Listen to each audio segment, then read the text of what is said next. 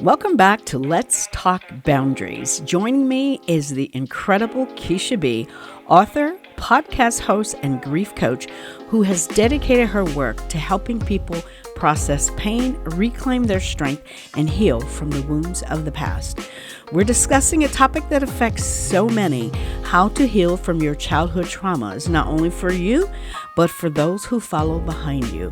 Because healing isn't just personal, it's legacy building.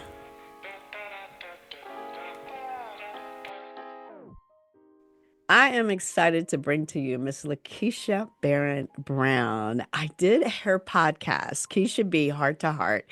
She asked me to be on her podcast. And you know what? We were talking and it just became so real. We connected so well that I then returned the favor and asked her to be on my podcast. So I am looking forward to you meeting her. We're going to have a real authentic talk because we connected on some things that I wanted you to be able to hear her heart, because I know it's going to be a blessing to you. One of the things that came out of the conversation that she and I had on her podcast was about trauma. It was about the residual effects of trauma. And you know, I'm all about helping you to understand the residual effects of your childhood traumas and how they impact your life today. Well, as Keisha B and I were talking, I realized that she had the same experiences, and there are some things that I wanted her to share with you, because you can hear it from me and you can think, yeah, that's just, this ain't just me. This is Keisha B too. So I want you to hear as we talk about how to deal with or how to heal from our childhood traumas for our children. So without further ado, I want to introduce you to Miss Keisha B. Welcome to Let's Talk Boundaries. Thank you, Miss Pam. And as you said, I am so delighted to be a guest here today to share my story, and that hopefully my story will resonate with another woman, another parent, and maybe even another child. So thank you for this opportunity. Oh, thank you for being here. Let me tell you, I'm just excited. One thing I want to share is that Keisha has her master's in counseling, and she has her podcast that I told you about. But I really like to know Keisha, how did you decide to get your master's in counseling, and how is that benefiting you today? So, Miss Pam, that is a very interesting question, right? One that I often ask myself. But when I graduated from undergrad, I happened to have one child at that time. She was 1 years old. And I said, I'm going to go back to school, but it's not going to be until she goes to kindergarten, because my aspirations were to be an attorney. Well, lo and behold, I guess God had something else planned for me, right? So I ended up getting pregnant with my second child. And I said, well, I'm not doing much of nothing but just being a parent. So I need to do something different. And so I decided to go on to get my master's degree at that point. But what I went into was for leadership studies. And as I was going through class, I realized I was starting to take a little bit more classes geared towards counseling. And so I started to do some analyzation in my head to think, how can this go along with me becoming a lawyer? And so I wanted to be a divorce lawyer, right? I wanted to work in family court.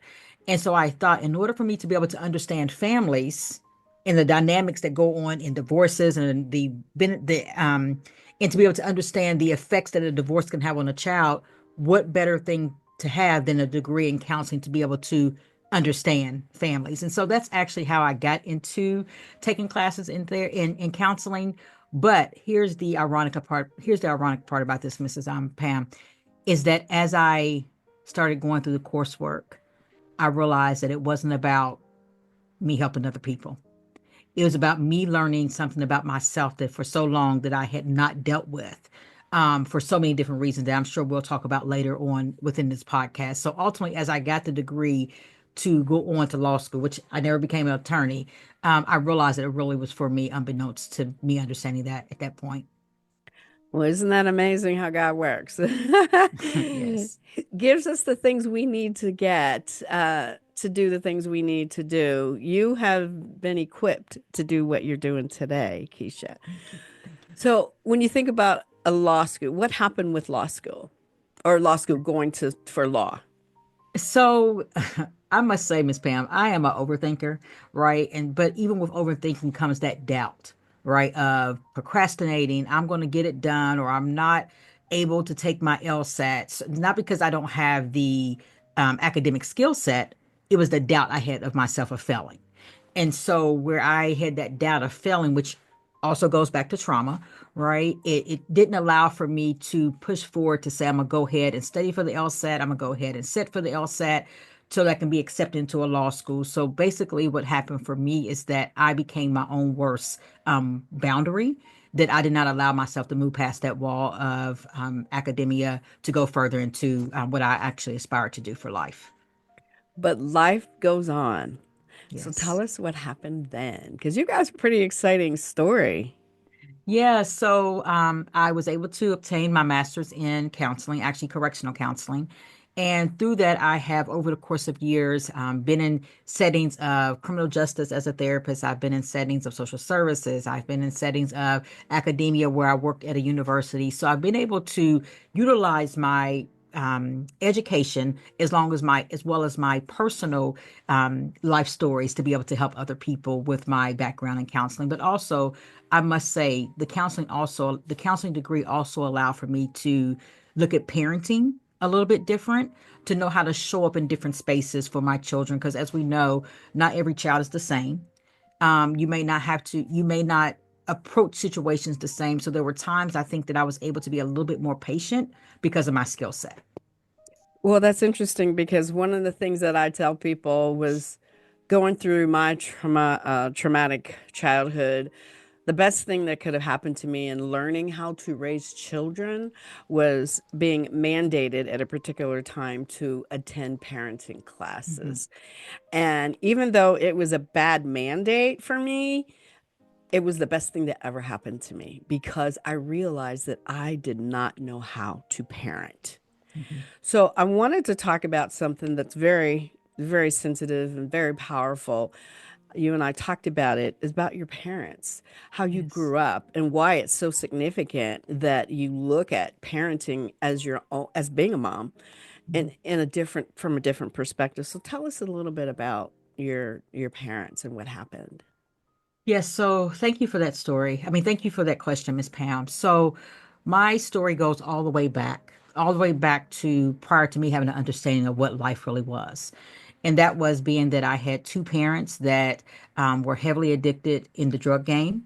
They were gambling, they were using drugs. They lived in the inner city of Detroit, Michigan. But I want to take another step back.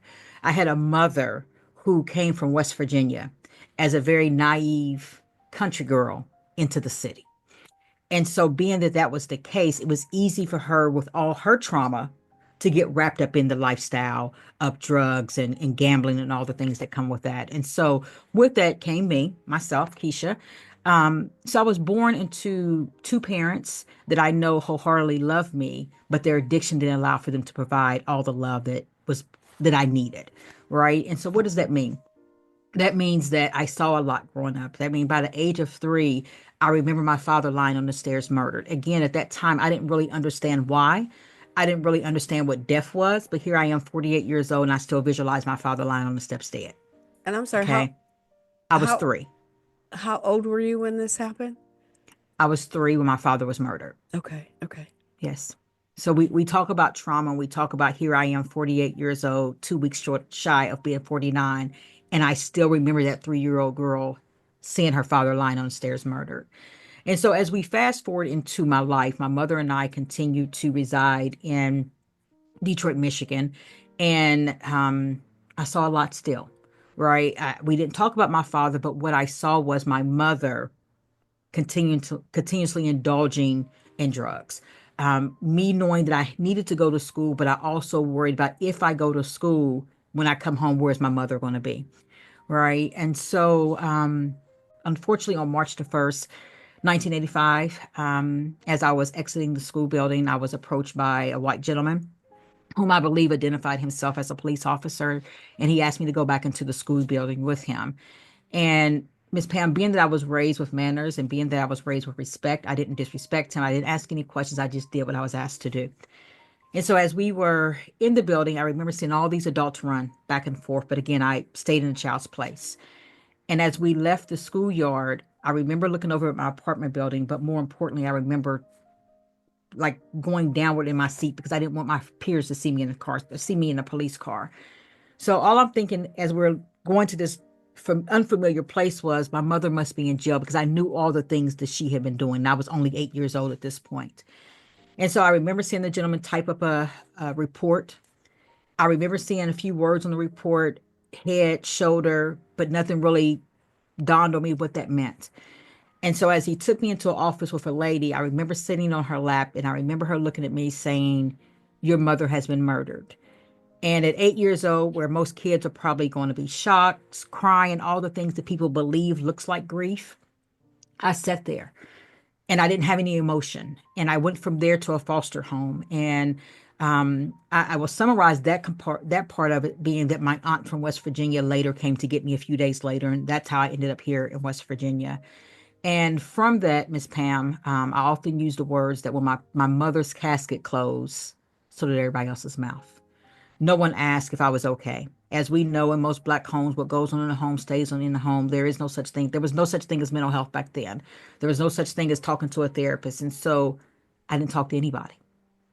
I didn't share my pain. I didn't share my anger. I didn't share my confusion. I didn't share anything. But what I did share was hurt people.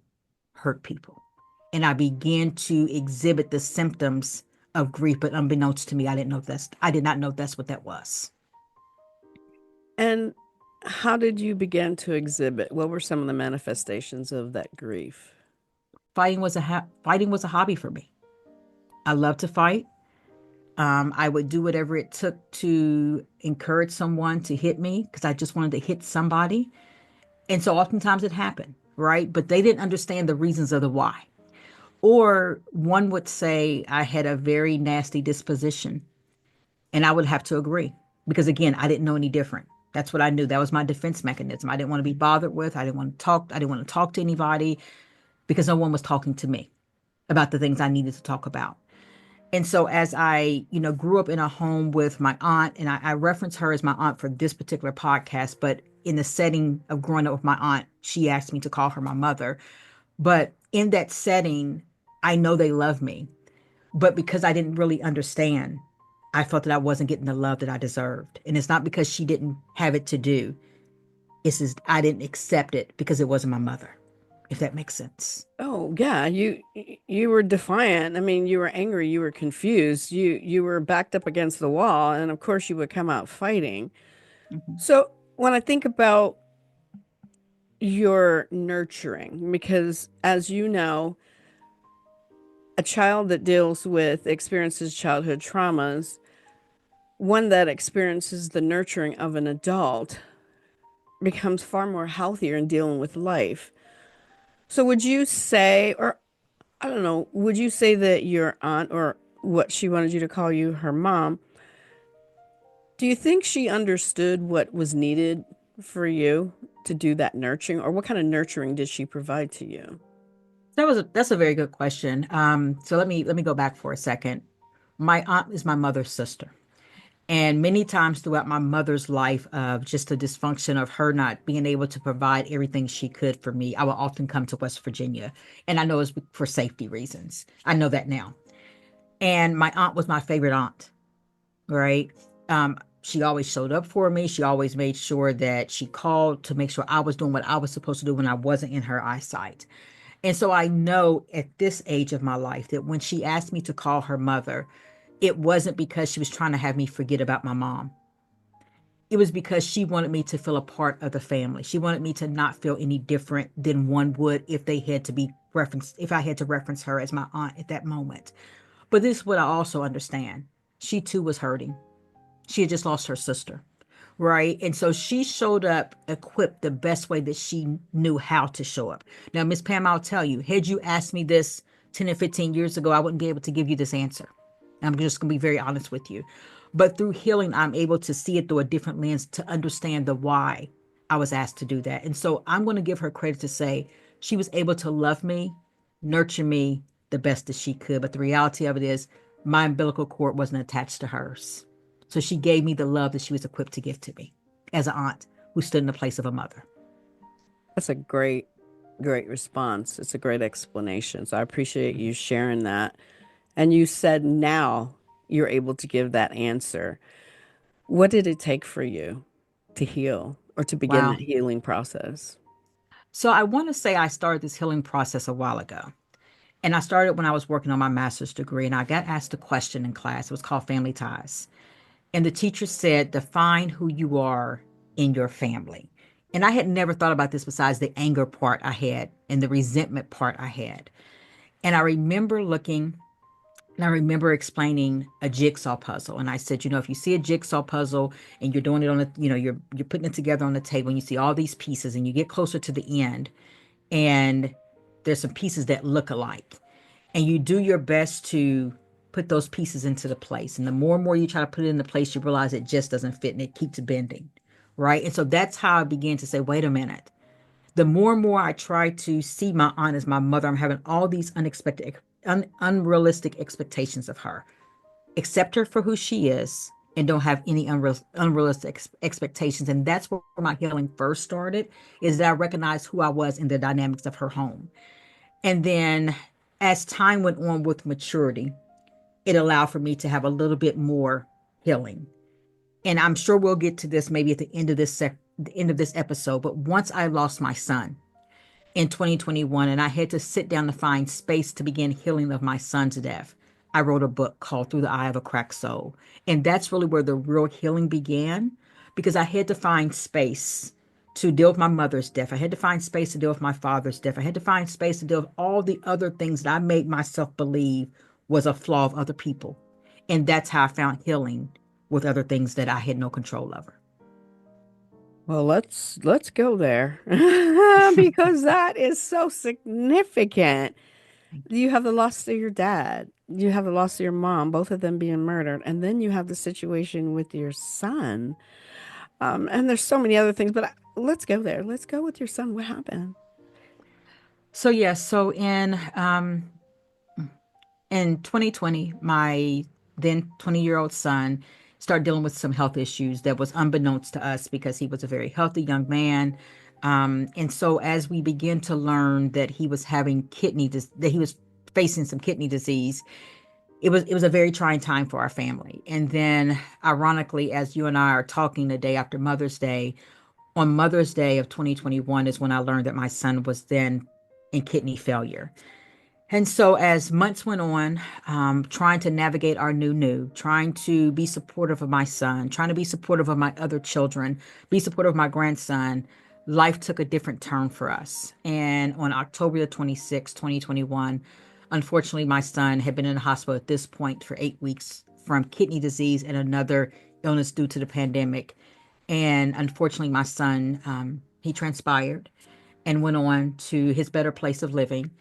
And Ms. Pam, one of the hardest deaths I've ever faced. But as I just alluded to, as it was the hardest death I've ever faced, it has been the best death I've ever faced because it has allowed me to see things in a totally different view than what I've been able to see before. It's allowed me to identify things that I've held on to for so long that I thought I had healed from, but I had not. But being able to navigate that space, being able to understand what it meant to start turning my sorrow into service is what allowed for me to heal from so many different things and allow for me to speak to you so candidly today about all the things that I have endured for the most part of my life. What's your son's name? My son's name is John Tavius Omari Brown. What would John Tavius be most proud of you for right now? So it's funny that you asked that, Pam, because first of all, he would say, would you please just sit down somewhere, Mom? Would you please just sit down? Right. But what he knows is that I am very proud of my children. And I am one that I don't take all the accolades for who they are. Right. But I think what he'll be proud to know is that I show up for people. And when people are in the trenches that they're just trying to get an answer or they're just trying to find out how do I get out of this space, that I'm here to provide that support, to provide that listening ear, and to be that one that will have them understand that no matter what you go through, that life may not always be what we envision, but the picture that you see today is one that either you can work through or that you've overcome some obstacles along the way. And what are you most proud of him for? Um, that he has left a legacy in our city that, you never know who your children are. You know who you've raised, but you never know who your children are when they walk outside your door. And post 4 years from my son's death, I still receive messages of how much he impacted our community. Or I still receive messages when I walk into a store and I don't know some of these people and they say, "Are you John Tavis's mother?" And I look real crazy, like, "Well, who are you?" Because I don't know you. So to know that he still means something to people means a lot to me because that means that he's also made an impact on somebody else's life. And he still does that even today. That is so beautiful. I love that. Yes. He is a part of you and you are a part of him. And you are taking that part of him with you, with everything that you do, with every life that you touch, Keisha. Thank You you. really are. Thank This you. is beautiful. Now, I want to hear because we're going to get into this, how it manifests in the future, all of our traumas, because you've had a number of experiences that people would just, they can't imagine. I personally, I mean, I've had people say this all the time that I can't even imagine losing a child, but you've done it, you've gotten through it, and you are living to tell about it. And not only is he leaving a legacy, but you're leaving a legacy. Thank you. Tell me, oh, absolutely. Tell me about the situation with, because you were married. Tell us about your family. Tell us about what happened with that, because you were married to a pretty prominent person, correct? Yes. Yeah, I was. So here I am, 18-year-old little girl that's ready to escape the environment that I thought was so bad for me. And I went off to college. But I must say, I went off to college a very naive young girl. I went off to college, one with low self esteem for so many different reasons. And so it was easy for me to be impressed, should I say, by the compliments or someone really liking you and all the things, right? And so there was this gentleman that I got involved with very early on in school. And all the college drama that you can think of, chasing him, he chasing me, all the things that you can think. But my goal was, we're going to be together. In thinking that, being that I was in college, I didn't think that I was going to have children that soon in college. But as I stated, by the time I graduated, I had a 1-year-old child. And so here I am, now a mother. Here I am with a gentleman who was at school with me, but went off to somewhere else because, he had transferred schools. And so what I believed to be great later turned out to not be the best in some situations, right? For everybody involved, not just me. And so with that, we did have two children. He lived a life that allowed for him to be away from the family for quite some time. But I must say he was a provider for the home. But there came a time where he wasn't able to provide as well as I'm sure he would have liked to, as well as we probably needed him to. And with that caused a dissolve of our relationship. Um, but it was a moment that I didn't believe in a divorce. But the reason I didn't believe in a divorce is because of this reason. I grew up without my mother and father. I grew up always desiring a mother and father. I grew up wanting my kids to have their parents together. But what I realized is I wanted my kids to have what I wanted as a child, but I didn't see that at that moment. And so I say all that, Miss Pam, because I felt like that I may have gotten into a marriage because of what I always wanted and not what my kids needed. And so when our marriage dissolved, I had two innocent children that didn't understand. But what my children also didn't understand, Miss Pam, is that when the marriage dissolved, it wasn't that one incident of him not being able to provide. It was a lot of things I had went through over the course of my relationship with this gentleman that, of course, I then said my children don't need to be in grown folks' business, so I didn't explain that to them. All they knew was that one day dad was home, the next day dad wasn't, and dad did not come back. I can't say it's not because dad didn't want to at times. It's because mom had had enough, and mom wasn't going to allow herself to be in those situations again. And I speak very privately to some degree with this story in regards to that because I have respect for him. I have respect for the relationship that my daughter has with her father. But I want to share enough to be able to talk about the boundary aspect and how my trauma has now been imposed on my daughter. But my kids again saw dad wasn't here, dad was here, and dad's gone. And so, Miss Pam, over the course of years, I did the best I could with raising my children. I was a single mom. I was stressed many times. I'm sure some of my anger, some of my hurt, some of my frustration, unbeknownst to me, that they also experienced, whether it's because I maybe could not provide for them at moments or I overindulged, right? Always working. And so, yeah, with that, again, Miss Pam, I'm sure we'll go deeper into how did that later show up in my children's life. So that's sort of insight of my relationship with my ex-husband. Thank you for sharing that. I love the way that you shared it, and I definitely respect that. But you ever heard the phrase? You ever heard the phrase? Listen to the melody, not the music. Basically, the words, the message that comes from a song. So everything that you just shared, there's one thing that I got out of that that was so significant, and that was that you did what you thought your kids wanted, not what they wanted, or necessarily what they needed, because we do things in a vacuum. We do things because we feel it's the right thing to do, and we're doing the best thing for our children in our minds. That's what we believe, but is it necessarily what's best for them?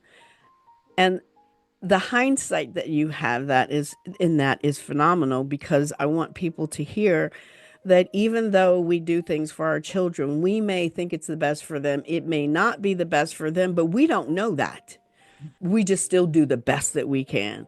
What you explained, Keisha, was that you were single parenting, not something that you wanted. It's something that you chose to do. It was the best, and in for all intents and purposes, it was the best thing that happened, and you did the best with that. And I'm sure that your children truly, truly appreciate that, and that's why we're gonna, talk about what happens when we have to deal with our childhood traumas, and we do. We have to deal with our childhood traumas because of our children and for our children. So tell me a little bit about, you mentioned your daughter and her dad and and everyone. Tell me a little bit about what's going on there as far as helping her to deal with her situations as a result of you dealing with your own childhood traumas. Yeah, thank you for that, Miss Pam. So let me first start out by saying with my daughter. My daughter is now an adult, obviously. And it took she being an adult, it took for me to look at myself when I wrote my book to realize that I did not give her the love that she needed, the love that she deserved. I gave her the love I thought was best for her. Right. But what does that mean? I gave her a love from a lens of a child who didn't have a mother. I gave her the love from a lens of a child who didn't know what it meant to have a mother daughter relationship. And so oftentimes when we were battling, I'm thinking it's just that's what was supposed to happen. Oftentimes when she would say, "You don't love me like you love my brother," I would get upset because I would get very defensive. I'm like, I do, right? But in hindsight, granted, there's no book that comes with parenting. So let me first start there. But in hindsight, she saw something I didn't see.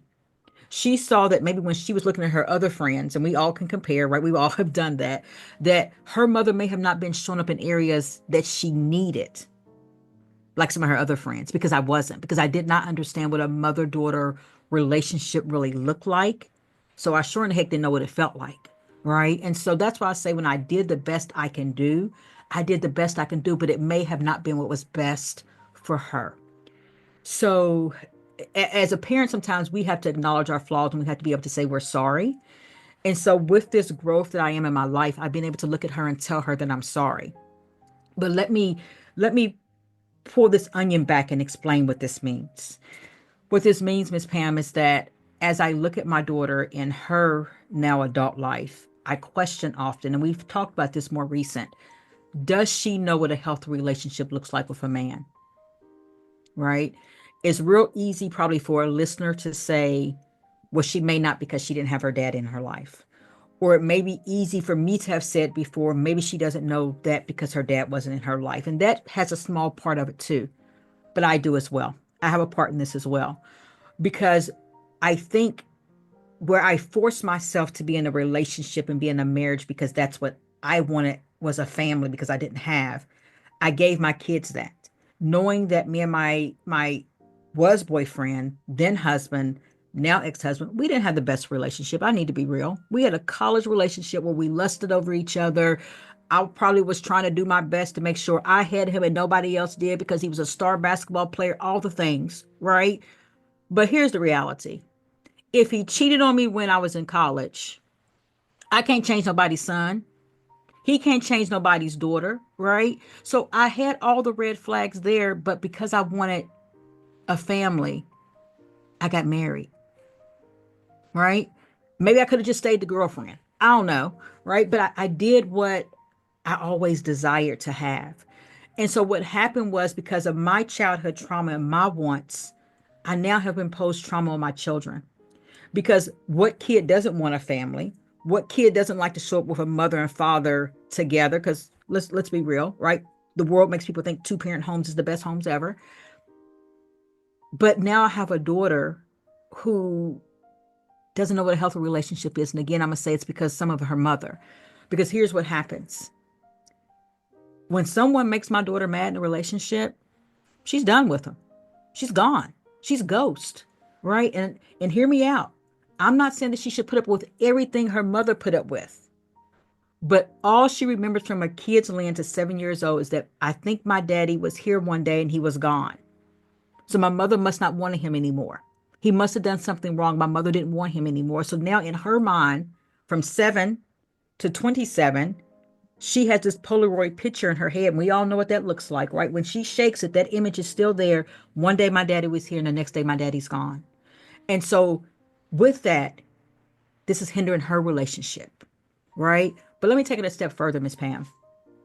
I'm a very independent woman, and I'm not going to brag about that because sometimes being too independent can push people away as well. And so now my daughter sees that she's too independent. And so now she questions herself.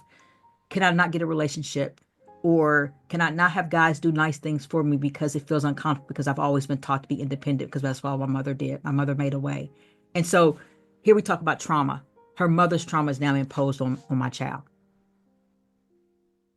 You said that your daughter believes she's too independent. Where did it move or how did it move?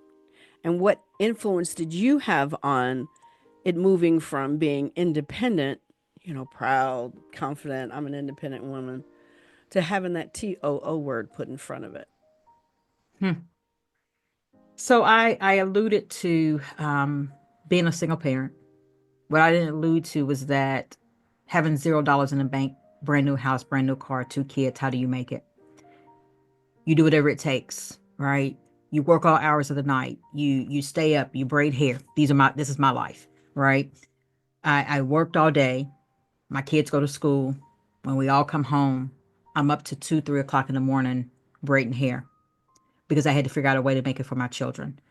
I made sure that my kids were in just about everything that I wanted them to be in. So I financially had to figure out a way to do that. And I had to figure it out by myself. At the most part of their upbringing. And so I didn't depend on anyone. All right. I didn't feel like I had anyone to depend upon.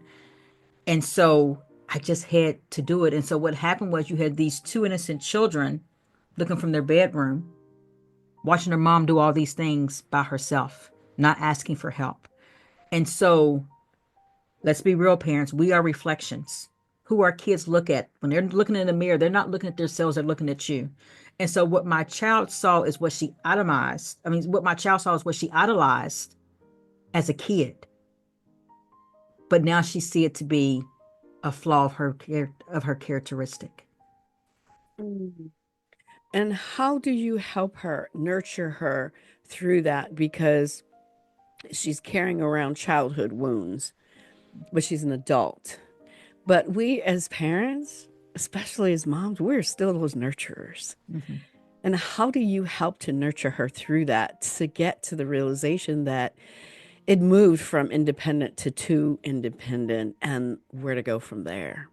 Yeah, so thank you for that. So I have to say my daughter and I now have a very good relationship. Where I didn't show up before the way she needed me, I think it's fair to say I do now. Um, so we're very open with each other. I give it to her. I'll give it to him like, okay, now you're being a little bit too tough. You need to pipe down a little bit, right? And not with me, but with other people that's in her life, whether it's a male friend that may be interested in her, or whether it's just relationships that she had with her childhood friends or new friends that she make. So it's about being able to say to her, I see me in you, right? And this is not good. And you have to be a little bit more patient with yourself. You have to be a little bit more patient with other people because through life you have to grow. And if we keep thinking that what we're doing is right, or if we keep believing that what we're saying is right, here's my story to her all the time. You're going to be on your porch at 60 years old, single, rocking back and forth, wondering what happened. Because here's the reality, your looks don't make everything about it, right? Beautiful girl, but you could be the most prettiest girl and be very single, and be very lonely, and be very empty. And so, I'm very open with her. She's very open with me. But more importantly, we're both willing to listen, and that's what growth comes with, is being able to listen. And to trust. Yes.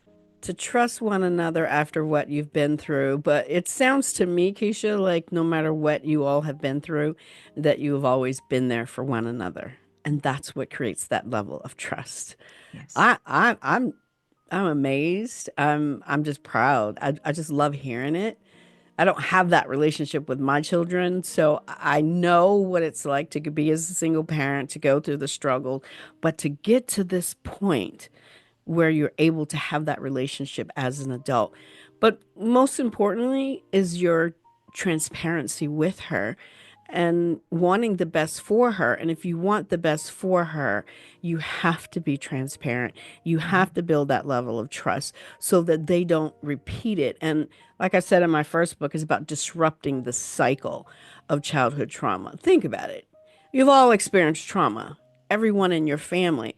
But to disrupt that cycle is exactly what you're doing right now because she is not unconsciously carrying on a trauma, the manifestations of the residual effects and creating that collateral damage in her future. And you know what? That's all because of the work that you're doing. As Pam, I'll share a more recent story with you.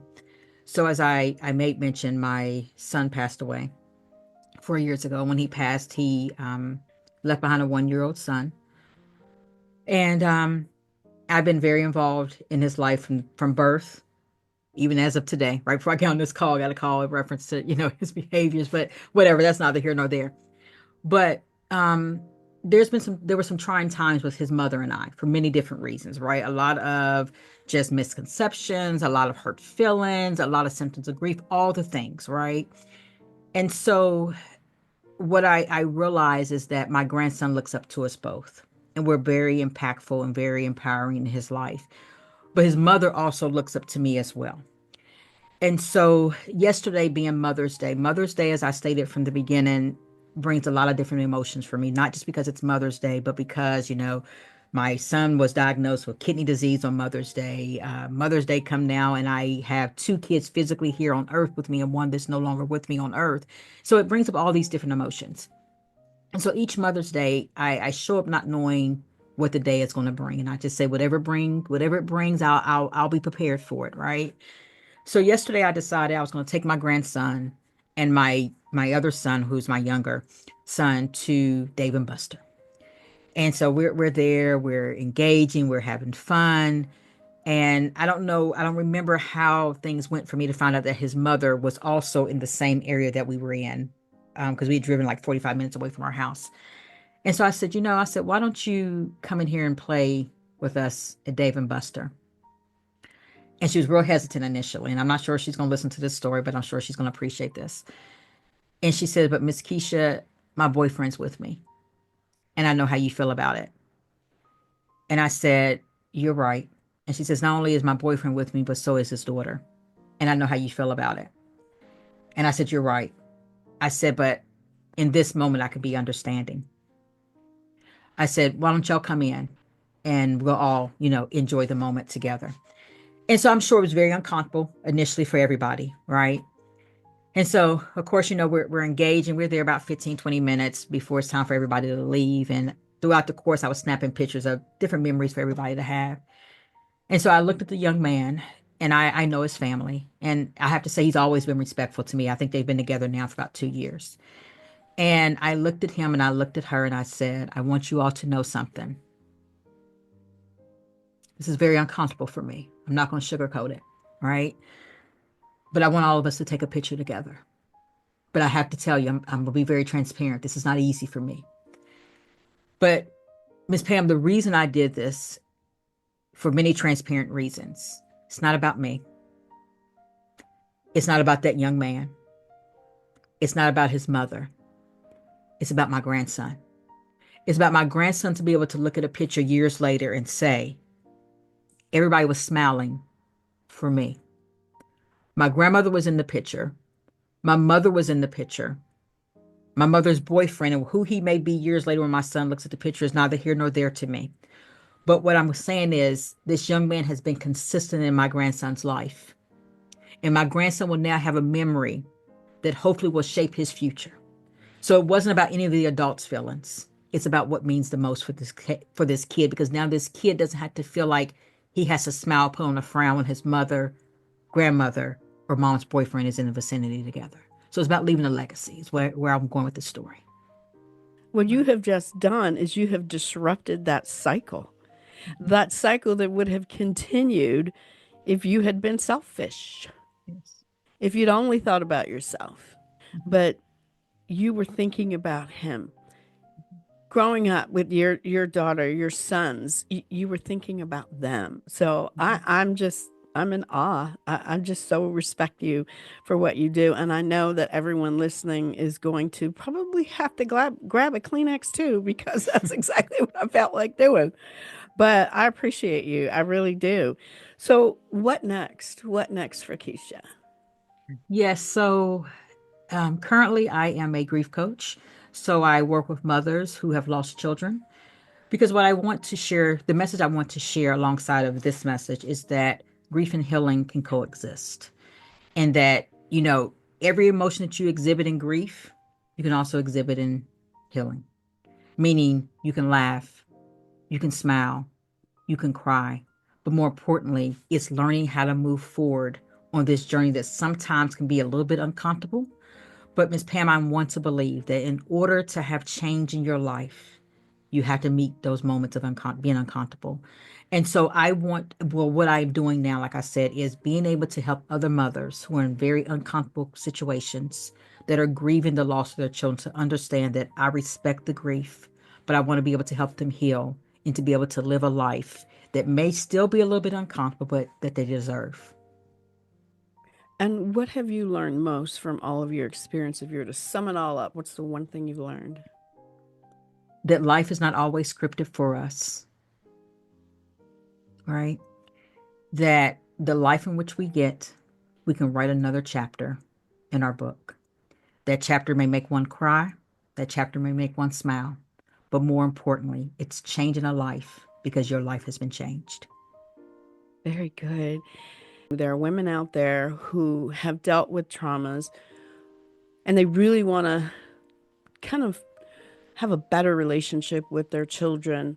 What do they need to do? Because they may not even realize where their traumas are impacting their lives right now and how it is impacting their children's life. What can they do to get started on that healing process? First, you have to be honest. All right. You have to be honest with yourself. You have to be honest and you have to forgive. I think that's the biggest thing. You have to forgive, you have to give grace. And again, nobody's perfect, right? And this is not to say that I am minimizing anyone's situations, anyone's experiences, but I always say this: how someone showed up for you is probably how someone showed up for them, right? And so if you are an individual who is a victim of trauma, forgive those that caused you the trauma, Be able to look at yourself and say, none of us is perfect. We show up the best that we can. And once you begin to do some self reflection, forgive, apologize, and grow from where you are at that moment. You can't go back and fix what's old. All you can do is recognize what's old and bring something new to the table. Mm. Ooh, that's good. That's good. Well, Keisha, I want to thank you for sharing, for opening up your heart, being authentic, transparent, and just helping us to, and organic, just helping people to understand and to know your story and to be able to relate in some way that can help them to take a look at where they are with their children, adult children or teenagers or younger children, whatever it may Yes. be. Understand that those are gifts to us, and how do we help to make them better, better people because of what we've experienced. So I appreciate you sharing that. Do you have any last thought? Let me just say, first of all, if you want to find Keisha and listen to her, and you want to go to her podcast, Heart to Heart by Keisha B, and it is available. Where is it? I know you have it on YouTube. You have it anywhere else, Keisha? Yes, so Heart to Heart with Keisha B can be found on Facebook.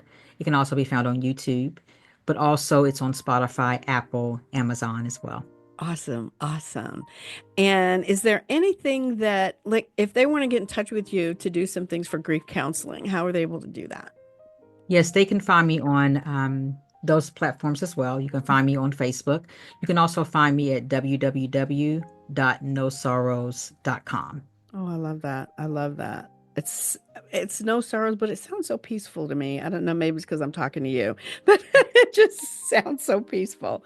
Well, thank And you. also, Ms. Pam, if I can add one other thing, when Of you course. asked me the question of how can one begin, I also want to share that through the eye of the crack through the eye of a crack soul is the name of my book. As I mentioned, it talks a lot about my trauma I indulged in, that I experienced as a kid. But my autobiography, as it is my story, is a story of inspiration for other people to know that we all have DNA, which most people think of biological DNA. But I have the foundation of DNA is determination and ambition. And so my book allows others to be able to look at their own life, to be able to find perseverance through their own story. And so I will also encourage others to look for my book on Amazon as well, because that can help them with their trauma. Awesome. I'm definitely going to have that typed up there so they can know the name of it, put the links down below in the description so they can get a full day's worth of you. Yes. Yes. And it's behind me as well. It's behind me as well. That's Oh, the there you title if go. you see it. Yeah. There you go. Beautiful. And I love authors, tell their stories. So, you guys make sure you get this book. Make sure you chime in to her podcast, go to her and all the social media platforms that she's mentioned. And I know that it's going to be amazing and it's going to help you so much, just as it has helped me. I can't even begin to tell you how it's helped me, Keisha. I mean, it's not Thank you. about me right now, but I just want to thank you Thank for you.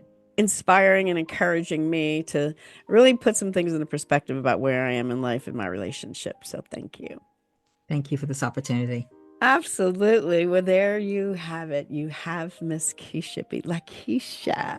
And I look forward to you answering any question that you may have, but make sure you check out Lakeisha at Heart to Heart with Keisha B. And in the meantime, make sure that you like, share, and subscribe this podcast because wouldn't it be a shame if you missed it and you had some amazing information that could have changed your life. I know this is definitely changing mine, and I know it can change yours too.